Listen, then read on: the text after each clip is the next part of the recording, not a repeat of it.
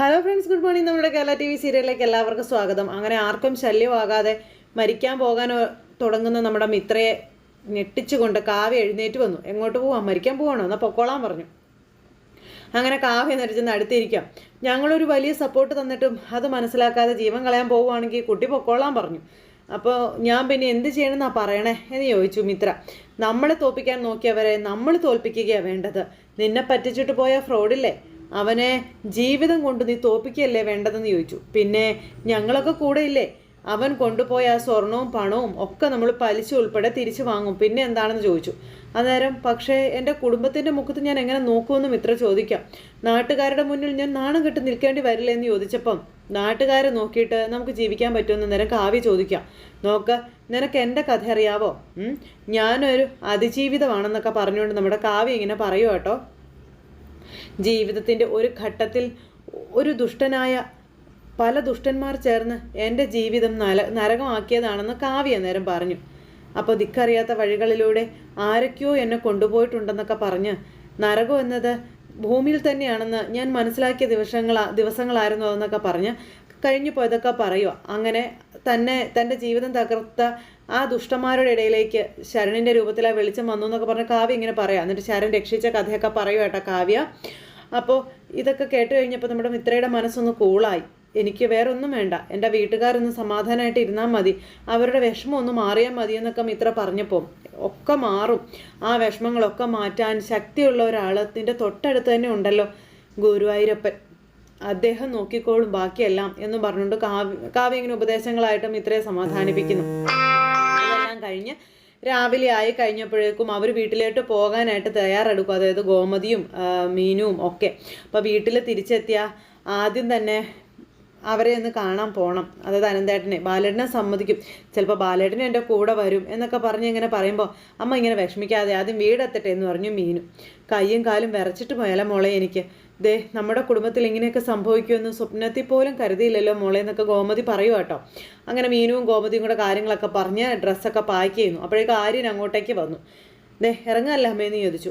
ഇറങ്ങാൻ മോനെ, അമ്മയുടെ നിർബന്ധം കാരണം ഇന്ന് തന്നെ പോണേ, അല്ലെങ്കിൽ ഭജനം പൂർത്തിയാക്കി പോയാൽ മതിയായിരുന്നു എന്ന് പറഞ്ഞപ്പോൾ എല്ലാം ഭഗവാൻ അറിയാം മോനെ, നമ്മൾ എന്തിനാണ് വന്നതെന്നും എന്തുകൊണ്ടാണ് നേരത്തെ പോകുന്നതെന്നും ഒക്കെ ഭഗവാൻ അറിയാമല്ലോ, പിന്നെ എന്താണെന്ന് ചോദിച്ചു.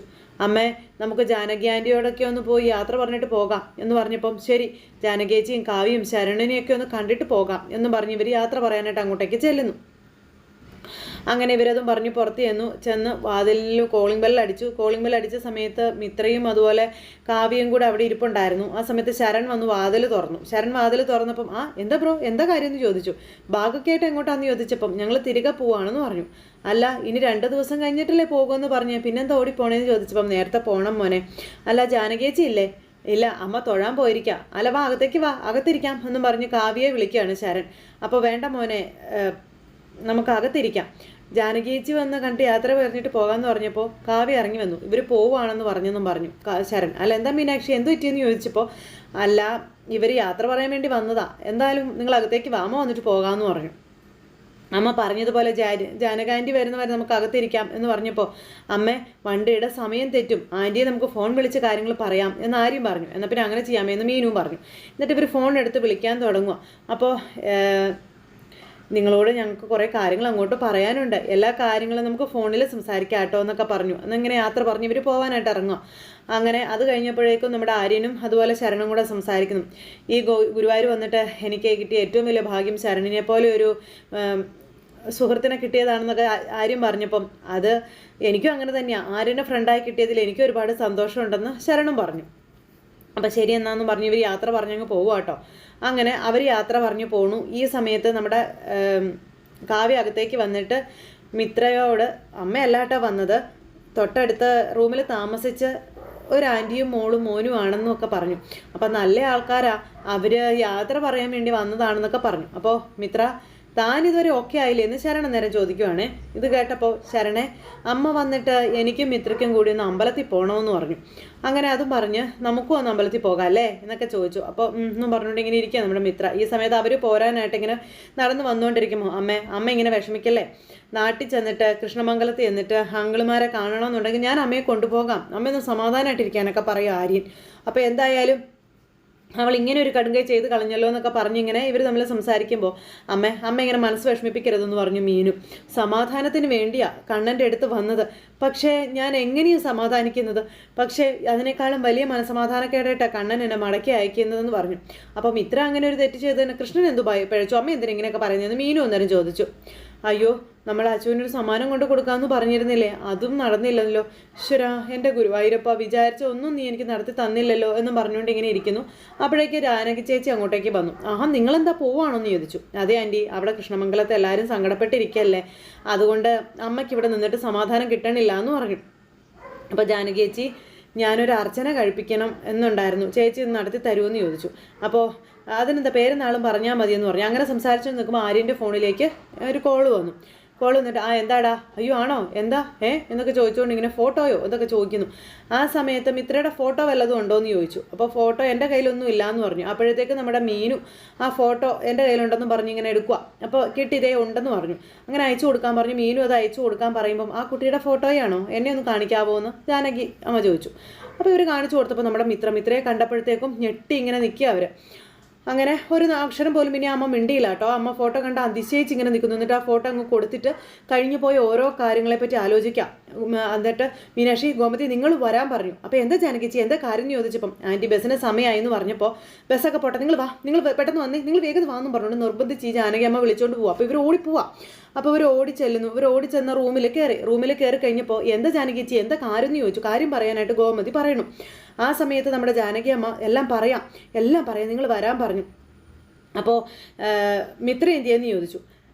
അപ്പം ഞങ്ങളോട് പ്രധാനപ്പെട്ട കാര്യം പറയാൻ വേണ്ടി അമ്മ കൂട്ടിക്കൊണ്ട് വന്നോന്ന് ജാനകി ഇങ്ങനെ ശരൺ വന്ന് ചോദിച്ചപ്പോൾ പറയാം. പിന്നെ അവരവിടെ നിന്ന് നടന്ന കാര്യങ്ങളൊക്കെ പറയുക. ആ ഫോട്ടോ കണ്ടപ്പോൾ നമ്മുടെ ശരണിന് ഞെട്ടിയിട്ടോ. അപ്പോൾ ആരും ചോദിച്ചു ഇവരെ അറിയാവുന്നു. അപ്പോഴാണ് എല്ലാ കഥകളും പറയുന്നത്. എല്ലാം ഇങ്ങനെ അങ്ങോട്ടും ഇങ്ങോട്ടും ഷെയർ ചെയ്തു. അപ്പോൾ എനിക്ക് അവൾ ഇപ്പം തന്നെ കാണണം എന്ന് പറഞ്ഞുകൊണ്ട് ആരിനോട് നമ്മുടെ ഗോമതി പറയാം. അപ്പോൾ നിങ്ങൾ ടെൻഷൻ അടിക്കല്ലേ, നിൽക്കുക, നമ്മൾ ഈ ഹോട്ടലിൽ മുറിയെടുത്ത ദിവസം തന്നെ ഞങ്ങൾ അവരെ കണ്ടതാണെന്നുള്ള കാര്യമൊക്കെ പറഞ്ഞ് എല്ലാം കേട്ട് കഴിഞ്ഞപ്പോഴത്തേക്കും പേടിച്ച് വരച്ചിങ്ങനെ നിൽക്കുക. അവൻ ആ കുട്ടിയെ വീട്ടുകാരോടൊന്നും പറയരുത്, അത് ചെയ്യരുതെന്നൊക്കെ പറഞ്ഞ് ഭീഷണിപ്പെടുത്തി പേടിപ്പിച്ച് നിർത്തിയിരിക്കുകയായിരുന്നു. അതുകൊണ്ടാണ് ആ പെൺകുട്ടി അവൻ്റെ കൂടെ ഇറങ്ങി വന്നത് തുടങ്ങിയ കാര്യങ്ങളൊക്കെ പറയാം. പിന്നെ അവനുള്ളൂടെ സ്വർണവും പണവും എല്ലാം ആയിട്ട് അവൻ ഓടിപ്പോയി തുടങ്ങിയ കാര്യമൊക്കെ പറഞ്ഞു. പിന്നെ മിത്രയുടെ ദേഹത്തൊന്ന് തൊടാൻ പോലും സമ്മതിക്കാത്തത് കൊണ്ട് അവൻ അവളോട് പകയായിരുന്നു എന്നൊക്കെ പറഞ്ഞു കഴിഞ്ഞപ്പോഴത്തേക്കും അത് പിന്നെ എനിക്ക് അവളെ ഇന്ന് കാണണം എന്ന് പറഞ്ഞുകൊണ്ടായി. പിന്നെ ഗോമതി എനിക്കിപ്പോൾ തന്നെ കാണുമെന്ന് പറഞ്ഞു ഗോമതി ഇറങ്ങി ഓടുക. അങ്ങനെ അവർ കൃഷ്ണൻ്റെ അടുത്ത് തൊഴുതിട്ട് ഇങ്ങ് നീങ്ങുമ്പോഴത്തേക്കും ഇവരങ്ങോട്ടേക്ക് ചെന്നു. മിത്ര തിരിഞ്ഞു നോക്കുമ്പോൾ കാണുന്നത് ഗോമതിയെ. അപ്പം അപ്പച്ചീന്ന് വിളിച്ച് ഓടിച്ചെന്ന് മിത്ര കെട്ടിപ്പിടിക്കുകയാണ് ഗോമതിയെ. മതി, കരയുണ്ടാന്നും പറഞ്ഞ് ഗോമതി സമാധാനിപ്പിക്കാം. കണ്ണുനീര് കണ്ട് അലിയുന്ന ദൈവമാണ് ഗുരുവായൂരപ്പൻ, പക്ഷെ നിന്റെ ഈ കണ്ണുനീര് ദൈവത്തിന് പോലും കാണാൻ കഴിയത്തില്ലെന്നും പറഞ്ഞുകൊണ്ട് ഇങ്ങനെ നമ്മുടെ ഗോമതി മിത്രയെ വഴക്കു പറയാം. ഒരു കുടുംബത്തെ മുഴുവൻ തകർത്തിട്ട് നിന്ന് കണ്ണുനീരൊഴുക്കുന്നു അല്ലേ എന്ന് ചോദിച്ചു. ഇതിനൊന്നും ഒരർത്ഥവും ഇല്ല എന്നും പറഞ്ഞുകൊണ്ട് ഗോമതി വഴക്കാണ് മിത്ര അവിടെ നിന്ന് കരയുക മാത്രമല്ലേ നിവർത്തിയുള്ളൂ. ആ സമയത്ത് അവരെല്ലാവരും ദേഷ്യത്തിൽ നിൽക്കുക.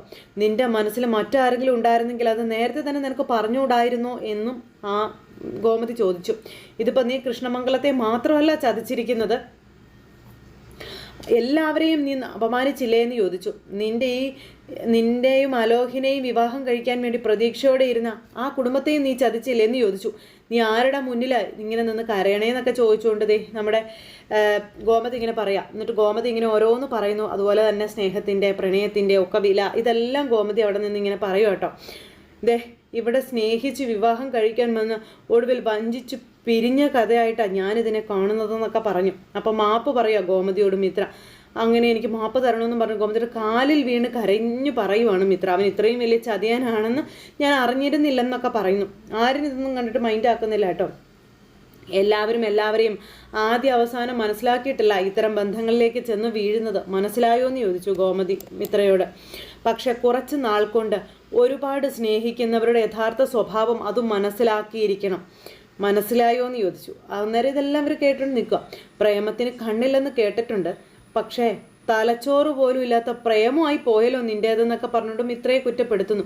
ഏതോ ഒരുത്തൻ്റെ മുന്നിൽ എല്ലാം കൂടെ അടിയറവ് വെച്ചില്ലേ എന്നൊക്കെ ചോദിച്ചു മിത്രയോട് ഭയങ്കര ഇതായിട്ട് ഇങ്ങനെ ഗോമതി പറയുന്നു.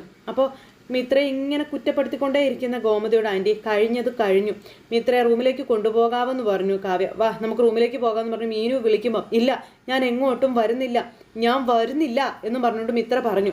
നീ പിന്നെ എന്ത് ചെയ്യാനാ ഭാവം എന്ന് ചോദിച്ചു ഗോമതി. എനിക്കറിയില്ല എന്ന് പറഞ്ഞു മിത്ര നിൽക്കുമ്പം, നീ റൂമിലേക്ക് വാ, എനിക്ക് നിന്നോട് കുറച്ച് സംസാരിക്കാനുണ്ടെന്ന് പറഞ്ഞു. ഇല്ല, ഞാൻ വരില്ല എന്ന് മിത്ര.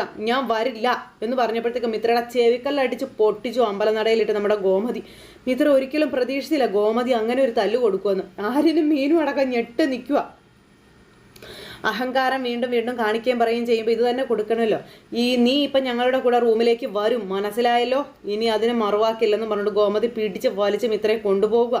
അങ്ങനെ റൂമിൽ കൊണ്ടുപോയിട്ട് നീ എന്താ ഭാവിച്ച് തുടങ്ങിയിരിക്കണേന്ന് ചോദിച്ചുകൊണ്ട് ഇങ്ങനെ ഗോമതി അങ്ങ് ചോദിച്ചു. അത് നിന്റെ വീടല്ലേ, നിന്റെ കുടുംബമല്ലേ എന്നൊക്കെ ചോദിക്കാം. എന്നോടൊരു പ്രത്യേക സ്നേഹമുണ്ടെന്ന് നീ എപ്പോഴും എല്ലാവരോടും പറഞ്ഞിട്ടില്ലേ, നീ എന്തുകൊണ്ട് എന്നിട്ട് ഈ ഒരു കാര്യം എന്നോട് വന്ന് പറഞ്ഞില്ല എന്ന് ഗോമതി ചോദിച്ചു. അപ്പച്ചി, എന്നെ ഒന്ന് സഹായിക്കണമെന്ന ഒരു വാക്ക് എന്തുകൊണ്ട് നീ എന്നോട് പറഞ്ഞില്ല എന്നും ഗോമതി ചോദിക്കാം. എല്ലാവരും എതിർത്താലും ഞാൻ നിൽക്കുമായിരുന്നില്ലേ നിന്റെ കൂടെ എന്നും ചോദിച്ചു. ദേ, എല്ലാം കഴിഞ്ഞിട്ട് ഇങ്ങനെ മിണ്ടാതിരുന്നിട്ട് കാര്യമില്ല, ചോദിച്ചതിന് ഉത്തരം പറയാൻ പറഞ്ഞിട്ട് ഗോമതി അലറി വിളിക്കുമ്പം അമ്മേ എന്നും പറഞ്ഞു മീനു വിളിച്ചു. എനിക്കറിയണം, എല്ലാ കാര്യങ്ങളും എനിക്കറിയണം, അറിഞ്ഞേ പറ്റൂ. ജാനകിച്ചി, കാവ്യ, ഞങ്ങളുടെ 2 വീടുകളും 2 യുദ്ധക്കളങ്ങൾ പോലെയായിരുന്നു. തർക്കവും വഴക്കും ബഹളവും എല്ലാം ആയിരുന്നു. പക്ഷേ ആ യുദ്ധത്തിനിടയിലും കൃഷ്ണമംഗലത്തെ ഒരാളെ ഞാൻ ഹൃദയത്തിൽ കൊണ്ടു നടന്നു. ഈ മിത്രയെന്നും പറഞ്ഞുകൊണ്ട് കാര്യങ്ങളെല്ലാം പറയുക. അങ്ങനെ നമ്മുടെ ഗോമതി എല്ലാ കാര്യങ്ങളും വിശദീകരിച്ചിങ്ങനെ പറഞ്ഞു. ആ സമയത്ത് മിത്ര, അപ്പച്ചി എനിക്ക് പറ്റിപ്പോയി എന്നും പറഞ്ഞുകൊണ്ട് കരയുമ്പോൾ മതി നിർത്തിക്കൊള്ളാൻ പറഞ്ഞു. അവളവനെ വിശ്വസിച്ച് പോയത്രേ. നാണമുണ്ടോ നിനക്കിത് പറയാൻ എന്നും ചോദിക്കുക. അങ്ങനെ അങ്ങോട്ടും ഇങ്ങോട്ടും കാര്യം പറയുന്നു. നീ നിന്റെ അച്ഛനെയും അമ്മയെയും ഇളയച്ഛനെയും ഇളയമ്മയെയും എല്ലാവരെയും ചതിച്ചു. അവരെയൊന്നും നീ വിശ്വസിക്കാൻ ഞാൻ നിന്നോട് ഒരിക്കലും പറയുന്നുമില്ല.